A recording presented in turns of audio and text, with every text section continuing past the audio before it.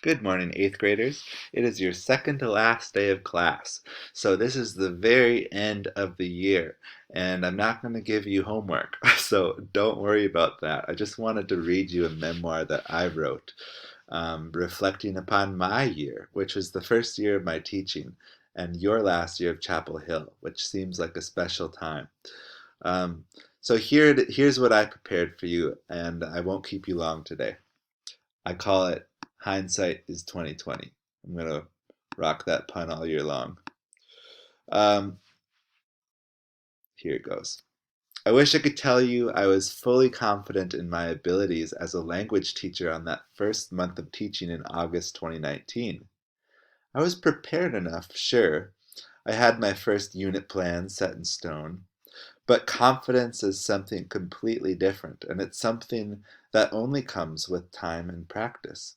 A few months of student teaching in Wisconsin was all the experience I had under my belt, and now that was over, and it was showtime.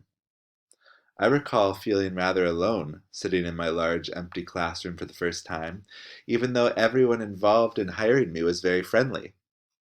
It was around this time that Mrs. Sweeney and Mr. Craig waltzed in to introduce themselves with warm smiles and high hopes. Something about that short, simple conversation flipped a switch in my heart. I was part of their team now, and they were there for me. People I could talk to, ask questions, look to for advice, or get an opinion from.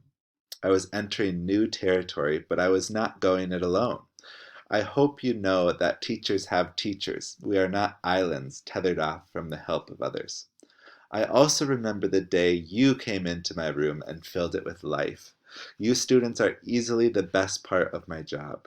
Getting to know you, talking to you about literature, and reading your written assignments have all been true pleasures to me, and I say that honestly.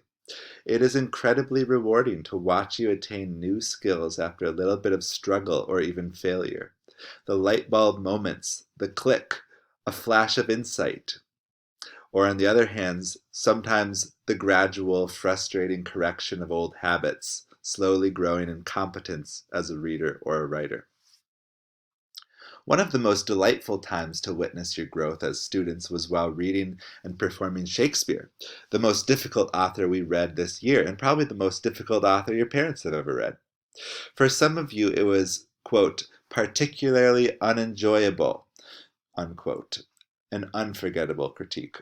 Yet for others of you, you learned to appreciate the old playwright, confessing that he's, quote, not actually that bad, unquote. I'll take it. As we started the month-long process of putting our play together, many of you began sprouting creatively and stepping out of your comfort zone to try out for a part. You made this show your own, memorizing lines, building sets, setting up sound, and performing for a full crowd. I am so proud of you for this chapter of our year.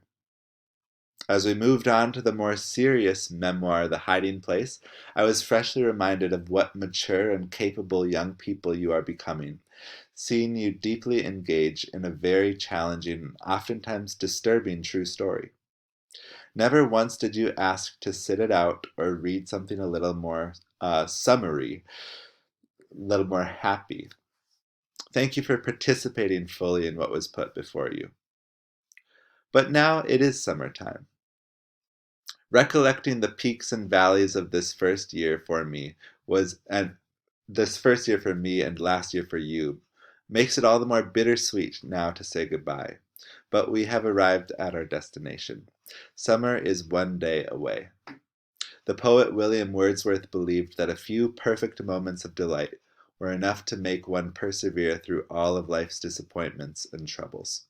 I hope that you are filled to the brim with these moments of delight and gratitude this summer, and that they will last you for all the years to come that you need them.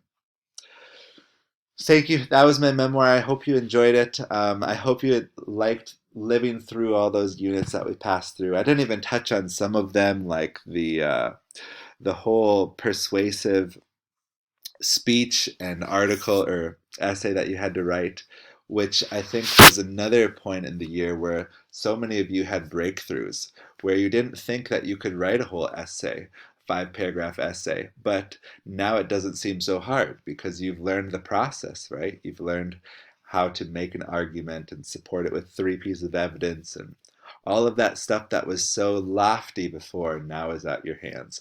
And I hope that will help you in ninth grade when you'll be doing that more regularly, and that you'll know how to not be afraid of big, hard literature that is going to be given to you, like Shakespeare. You've done that now. You don't have to be afraid of it. You can enjoy it, and you don't have to be fazed by all the big words that they put in those books because you just take it one step at a time, and you'll be just fine. So I wish you all the best in your next year. And I'm going to have one more goodbye tomorrow, but that's it for today. You guys have a great day.